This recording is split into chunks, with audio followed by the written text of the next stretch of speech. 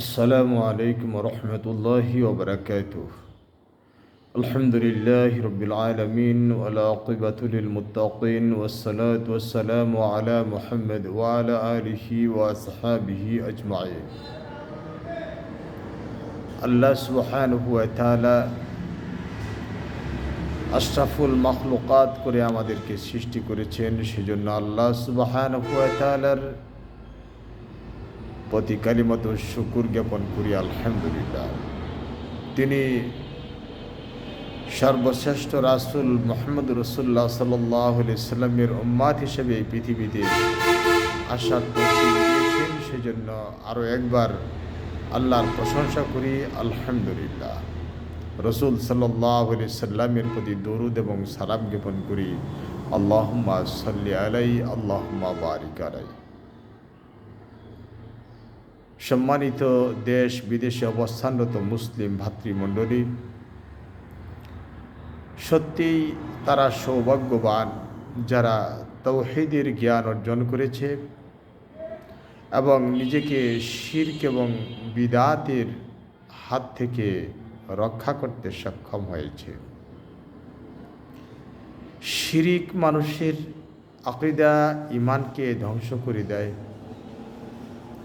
তাকে মানহাচ্যুত করে দেয়। বিদআত তার আমলকে নষ্ট করে দেয়। এগুলোই তো আমাদের আল্লাহর কাছে যাওয়ার জন্য সম্পদ। আমরা সঠিক ঈমান, আকীদা, বিশ্বাস এবং আমল নিয়েই তো আল্লাহর কাছে উপস্থিত হতে চাই। আল্লাহ সেটি বলেন, বিসমিল্লাহির রহমানির রহিম, ইয়া আইয়ুহাল্লাযীনা আমানু লা আতিউল্লাহ ওয়া আতিউর রাসূল ওয়া লা তুবতিলু আমালাকুম। আল্লাহ বলেন যে তোমরা যারা ঈমান এনেছো, শোনো, তোমরা আল্লাহর আনুগত্য করো, রাসূলের আনুগত্য করো, তোমাদের আমলকে বরবাদ করে দিও না। কতই না হতভাগা তারা যাদের আমল বরবাদ হয়ে গেল। প্রিয় ভাইয়েরা, সেই সঠিক আকীদা এবং বিশ্বাসের এবং আমলের দিকে ধাবিত হওয়ার জন্য জীবনের সর্বশক্তি দিয়ে প্রচেষ্টা চালিয়ে যাচ্ছে, কিন্তু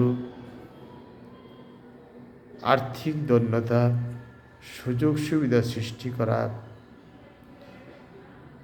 এটি অত্যন্ত কঠিন বিষয়। আর্থিক দৈন্যতার কারণে না পারছি সেজন্য কোনো প্রতিষ্ঠান গড়ে তুলতে, না পাচ্ছি বিশেষভাবে দাওয়াতি কার্যক্রম পরিচালনা করতে, মনের মাঝে বড় দুঃখ, বড় ব্যথা। কারণ এই সহি আকীদা এবং বিশ্বাসকে যারা লালন করে না, তাদের যে পদে পদে কত ভুল হয়, তারা যে কিভাবে দিন থেকে ছিটকে পড়ে যাচ্ছে সেটা তো চোখে দেখতে পাচ্ছি। কিন্তু আল্লাহ সেই তৌফিক তো দিল না, যে তৌফিকের মাধ্যমে মানুষের কাছে পৌঁছতে পারি। জুমার খুতবায় আলোচনা করি, এমনি সকালবেলা ফজরের নামাজের পরে কিছু আলোচনা করি। অল্প মুষ্টিমেয় কিছু লোক হয়তোবা আমার এই কথাগুলো শুনে। ফেসবুকে যারা বন্ধু আছে তারা কয়জন বা সেগুলো শুনে।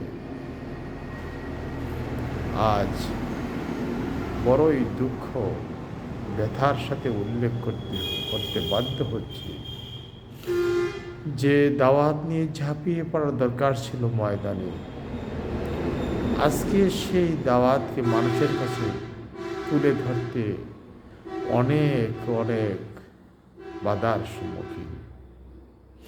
তার মধ্যে সবচেয়ে বড় বাধা হলো এখন যে সেই সামর্থ্য নেই।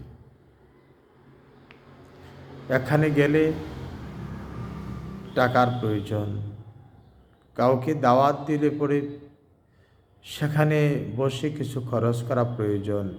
একটা দলকে নিয়ে বসে কিছু কথা বললে সেখানে কিছু খরচ করা প্রয়োজন।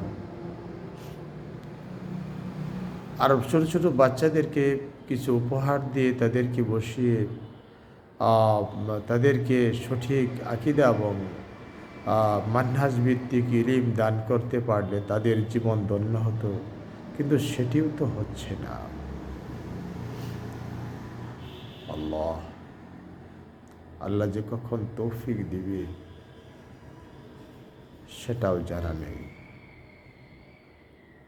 জীবন তো শেষ পর্যায়ে চলে এসেছে, জীবনের এক ক্রান্তিকাল অতিক্রম করছি। ইয়া আল্লাহ, তোমার দিন সম্পর্কে যে দায়িত্ব পালন করার কথা ছিল সেটি পালন করতে সক্ষম হচ্ছি না, সেজন্য মনের মাঝে বড় দুঃখ এবং ব্যথা। ইয়া আল্লাহ,